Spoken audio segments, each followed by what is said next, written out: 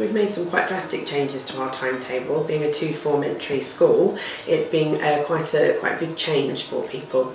We've introduced what we call a fluency block because we do recognise that children are coming to us with different skill sets, and we do have gaps to plug.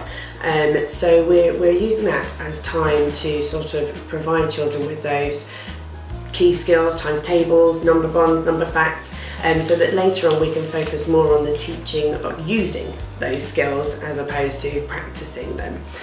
So we've started a bit earlier in the school day. Children come in and there will be activities around maths for them to do.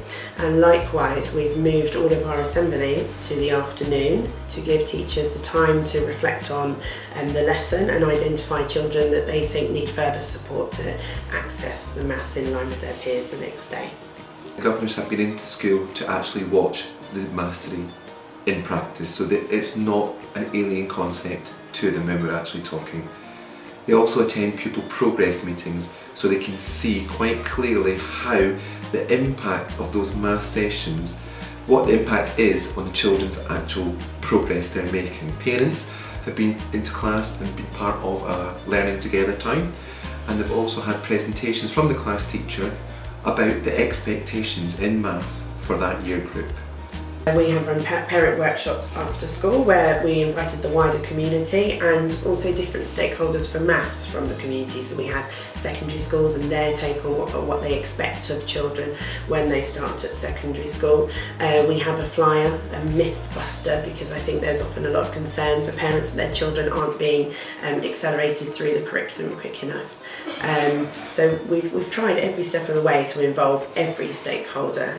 We have to be very mindful about any barriers that would prevent us moving forward with the mastery approach to maths.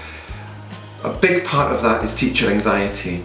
The fear of getting it wrong. Nobody wants to get something wrong, so we've had to allow teachers that freedom to make mistakes. It's okay to make mistakes. And it's about giving them the power to have those professional conversations and say, actually, this isn't working for me, how can I get it right? And I'm really fortunate to have a very committed staff, and through working through lesson study and all the rest of it, they're actually supporting each other on that journey. It's also about making sure that the governors are aware that I'm not going in and policing in a sort of this isn't good enough sort of way. We're allowing them to make those mistakes. The children are making progress and the teachers are learning at the same time. We also had a difficulty around the expectation of differentiation. What does it look like? It doesn't look the same as having 4 different activities going. So it's about educating the staff on what differentiation looks like now, but also educating others who come into school that they're not going to see what they would have seen 4-5 years ago. Things have changed. I think in addition to that, the ongoing issues around teacher subject knowledge, I think when you have to plan in such small steps in a coherent journey, it really exposes what you actually know about the maths yourself.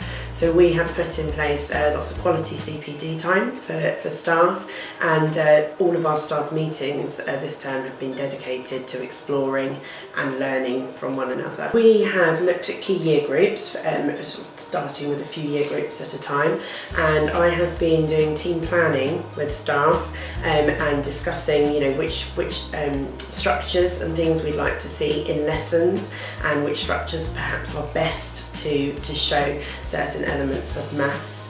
I've then gone in and been doing some team teaching with key teachers. It gives teachers a chance to sit at the back and look at their own classes and reflect on, what needs to happen next, and lots of coaching in class. We have already begun to implement the NCETM professional development resources.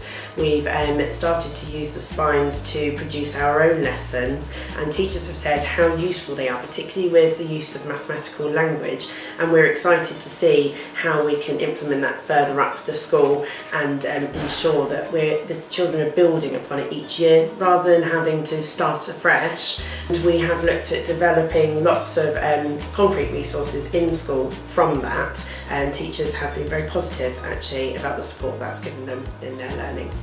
If you're about to embark on the Teaching for Mastery journey, I think it's really important that you don't panic. Small steps. You've got to get it completely right. Don't try to run before you can walk. We made sure that we knew exactly how it was going to look. You need a champion in your school who is going to drive it forward and also help access all that support that's out there from the hubs.